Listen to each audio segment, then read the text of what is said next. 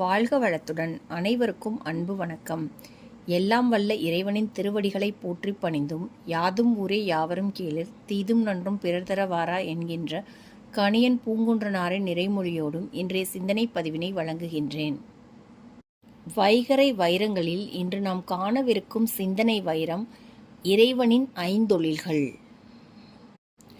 உழைக்கும் உழைப்பாளர்கள் அனைவருக்கும் தொழிலாளர் தின நல்வாழ்த்துக்கள். உழைப்பு என்ற உப்பு நம் வாழ்க்கையின் உயிர் நாடி. வாழ்வின் இறுதிக்காலம் வரை உழைத்து கொண்டே இருப்பது என்பது இயல்பு. மனிதனைத் தவிர பிற உயிரினங்கள் இதை சிறப்பாக செய்து கொண்டிருக்கின்றன. இறைவன் என்ற அறிவு பொருள், ஆற்றல் பொருள் இடையறாத இயக்கத்தில் இருக்கின்றது. நல் இருளில் நட்டம் பயின்றாடும் நாதனே என்று மாணிக்கவாசகர் பாடுகின்றார். பயின்றாடுதல் என்றால் இடையறாமல் தொடர் இயக்கத்தில் இருத்தல் என்று பொருள். சிவம் இயங்க உலகமும் உயிரினங்களும் இயங்குகின்றன என்பது மறுக்க முடியாத உண்மை. அவனின்றி ஓரணுவும் அசையாது என்ற வாசகத்தை உற்று கவனித்தால் இந்த உண்மைகள் விளங்கும். தொழில் என்ற வார்த்தையின் உண்மை பொருள் பயன் நோக்கம் இல்லாத, விளைவுகள் மீது பற்று இல்லாத செயல் என்பதாகும். ஆனால் தொழில் என்றவுடன் சட்டென நம் நினைவுக்கு வருவது பொருளாதாரம்தான். தொழில் செய்யப்படும் போது பல விளைவுகள் உருவாகும். அவற்றில் ஒன்றே ஒன்றுதான் பொருளாதாரம்.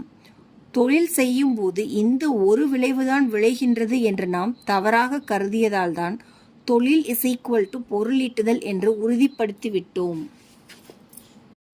இறைவன் 5 தொழில்கள் செய்வதாக சாத்திர நூல்கள் கூறுகின்றன. அந்த 5 தொழில்கள் எவை? 1 படைத்தல், 2 காத்தல், 3 மறைத்தல், 4 ஒடுக்குதல் அல்லது அழித்தல், 5 அருளல். இந்த 5 தொழில்களையும் அவன் ஏன் செய்கின்றான்? இதற்கு பின்னால் ஏதேனும் நோக்கம் இருக்கின்றதா என்றால் இல்லை என்பதுதான் பதில். நம்முடைய புரிதலுக்காக இறைத்தொழிலை 5ஆக பிரித்து கூறுகின்றோம். ஆனால் உண்மையில் அவன் ஒரே ஒரு தொழிலை மட்டுமே செய்கின்றான். அதன் பெயர்தான் அருளல் தொழில்.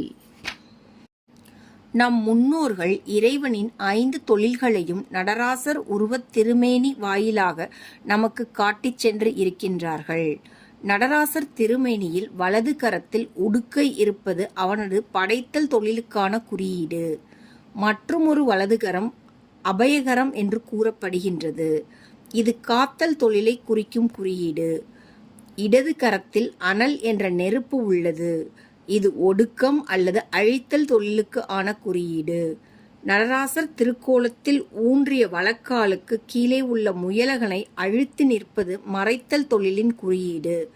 நடராசர் திருமேனியின் இடது தூக்கிய திருவடி மற்றும் குஞ்சித பாதம் அருளல் தொழிலுக்கான குறியீடு.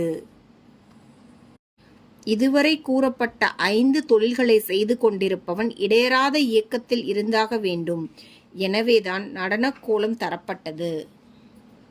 எவராலும் மறுக்க முடியாத மிகப்பெரிய தத்துவ உண்மைகளை மிக மிக எளிமையாக ஒரு உருவத் திருமேனியில் உருவாக்கி உணர்த்திய சான்றோர்களை நாம் மறத்தல் ஆகாது. நடராச பெருமான் நடனமாடியபடியே 5 தொழில்களை செய்கின்றான் என்று கூறியவுடன் அவன் ஏதோ அந்தரத்தில் தனியாக ஆடுவதாக கற்பனை செய்கின்றீர்கள். உலக இயக்கம் அவன் புற நடனம், உயிர்களின் இயக்கம் அவனுடைய அகநடனம் என்று புரிந்து கொள்ளுங்கள் என்று கூறி இன்றைய நாள் பதிவினை நிறைவு செய்கின்றேன். எல்லா உயிர்களும் இன்புற்றிருக்க நினைப்பதுவே அல்லாமல் வேறொன்றறியேன் பராபரமே என்கின்ற தாயுமான சுவாமிகளின் நிறைமொழியோடு இன்றைய நாள் பதிவினை நிறைவு செய்கின்றேன். அனைவருக்கும் நன்றி, வணக்கம். வாழ்க வளத்துடன்.